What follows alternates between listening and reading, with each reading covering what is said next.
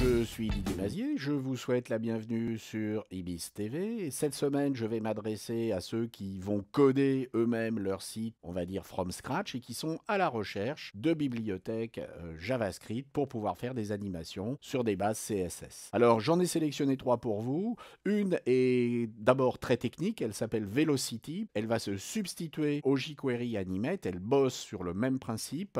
Elle va par contre travailler sans jQuery, elle n'a pas besoin de jQuery pour fonctionner, et elle va remplacer en fait l'Animate par un Velocity. Alors bien entendu ici on est sur quelque chose qui est destiné à des développeurs, donc qui est assez complexe. On va voir des choses beaucoup plus simples, plus destinées à des graphistes. Premièrement, vous pouvez travailler avec Bounce. L'intérêt de Bounce, c'est que vous allez pouvoir ici choisir les composants que vous voulez utiliser, et puis vous allez pouvoir tester au fur et à mesure. On va ajouter ici différents composants. On peut également supprimer des échelles.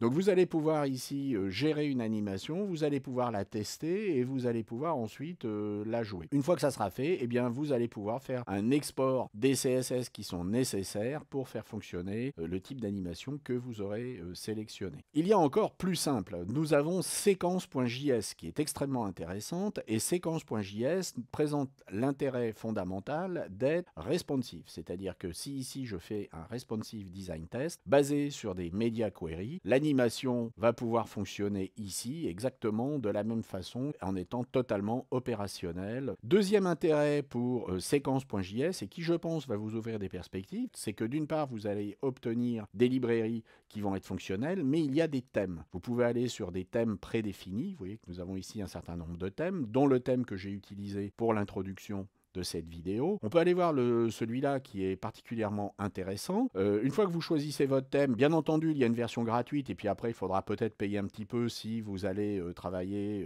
faire du développement pour plusieurs sites. Et en cliquant sur démo, vous allez pouvoir voir une démo. Nous avons ici quelque chose qui est assez sophistiqué en termes de sliders, notamment sur de la présentation de produits. Vous voyez qu'ici, on a une présentation de produits qui est extrêmement sympathique, qui se fait avec des effets qui s'affichent à la vitesse de l'éclair, et qui en plus ici présente un intérêt en termes de navigation double. Soit on navigue avec les flèches, soit on navigue avec les petits personnages. Alors tous ces thèmes bien entendu vous donneront des idées. Vous pourrez télécharger directement les outils qui seront nécessaires pour faire fonctionner ces thèmes, c'est-à-dire les CSS plus les librairies. J'espère que cela vous ouvrira des perspectives à la fois techniques et puis en même temps des idées pour simplifier vos interfaces et apporter des réponses pertinentes, notamment en termes de landing page. J'espère que cela vous a intéressé, et puis je vous dis à très bientôt sur Ibis TV. Au revoir.